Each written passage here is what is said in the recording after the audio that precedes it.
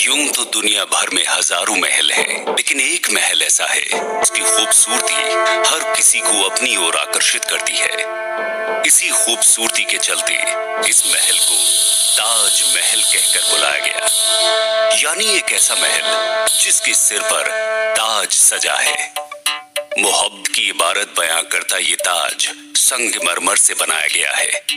इस इमारत को मुगल राज शाहजहां ने अपनी सबसे प्रिय बेगम मुमताज महल की याद में बनाया था, जो आज दुनिया के 7 अजूबों में शुमार है, जिसे देखने के लिए सालाना 50 से 70 लाख सैलानी देश विदेश से आते हैं। ताजमहल की भव्यता का अंदाजा इस बात से लगा सकते हैं कि इस इमारत का निर्माण कार्य सन 1631 में शुरू हुआ और 1653 में जाकर खत्म हुआ। यानी ताजमहल को बनने में पूरे 22 सालों का लंबा वक्त लगा। इतना ही नहीं, इस इमारत को बनाने में तकरीबन 22,000 मजदूरों ने दिन रात काम किया। अगर आप इतिहास पर गौर करें तो पता चलता है कि शाहजहां सम्राट होने के साथ ही वास्तुकला की भी अच्छी समझ रखते थे। नतीजतन ताजमहल की नींव रखने से पहले यमुना के जल स्तर से नीचे गहरे गड्ढे खोदे गए। इन गड्ढों को पत्थरों और गारा से भरा गया।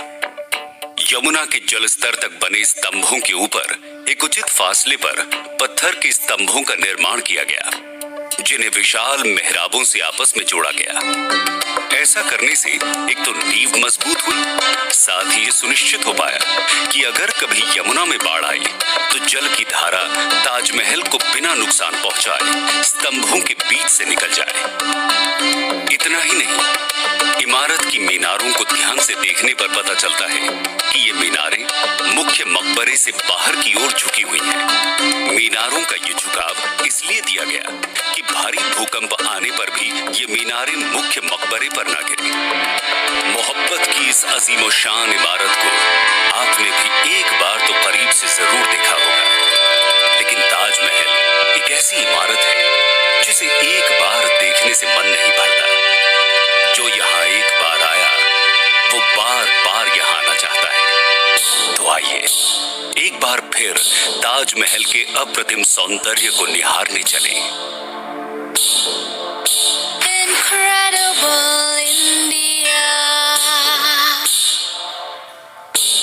मुकुट के आकार की ये इमारत जयपुर का हवा महल है, जिसके बारे में यूं तो आप शायद बहुत कुछ जानते होंगे, लेकिन क्या आप जानते हैं कि जयपुर के हवा महल बनने की मुख्य वजह राजस्थान के ही झुंझुनू का खेतड़ी महल है, जिसे सन 1770 में सरदुल सिंह के पोते भोपाल सिंह ने बनवाया था।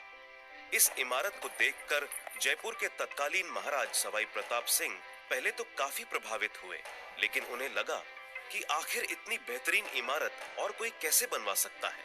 फिर क्या था, सन 1799 में महाराज सवाई प्रताप सिंह ने अपने महल के पिछवाड़े में हवा महल का निर्माण कराया, जो खेतड़ी महल से कहीं ज्यादा खूबसूरत बनकर तैयार हुआ।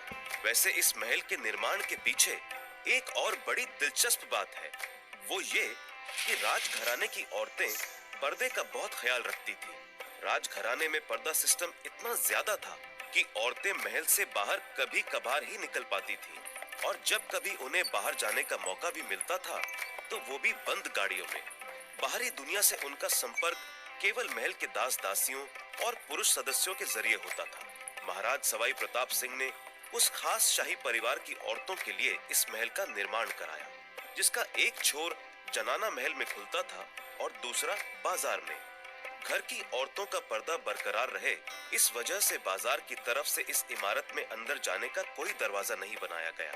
हवा महल के वास्तुकार लाल चंद उस्ताद जी ने 5 मंजिला इस इमारत के आकार को खास तौर पर मुकुट का आकार दिया, क्योंकि राजा साहेब कृष्ण भगवान के बड़े भक्त थे और भगवान के मुकुट से उनका खास लगाव था। शाही परिवार की औरतें बाहर बाजार का नजारा ले सकें और बाजार से होकर गुजरने वाली झांकियों को भी देख सकें, इसलिए इमारत में 953 छोटी छोटी खिड़कियां, जिन्हें झरोखा कहते हैं, उनका प्रावधान रखा गया। इन झरोखों में बारीक जाली का काम किया गया ताकि अंदर से बाहर तो देखा जा सके, लेकिन बाहर से देखने पर महल के भीतर का कुछ भी न दिख सके। अब जब भी जनाना महल से निकलकर महिलाओं की इच्छा होती कि वो बाहरी दुनिया का नजारा लें और बाजार की चहल पहल देखना चाहें, तो बेफिक्र होकर हवा महल के झरोखों तक आ जाती थी। यहाँ एक बात और गौर करने वाली है, वो ये कि इन झरोखों का डिजाइन वेंटुरी इफेक्ट पर आधारित है, जिससे राजस्थान की गर्मी में भी यहाँ ठंडी हवा का मजा मिल सके। हवा महल के बारे में इतना सब जानकर आपका मन भी हवा महल की हवा खाने को जरूर कर रहा होगा। तो देर किस बात की है, पधारो मारे देश।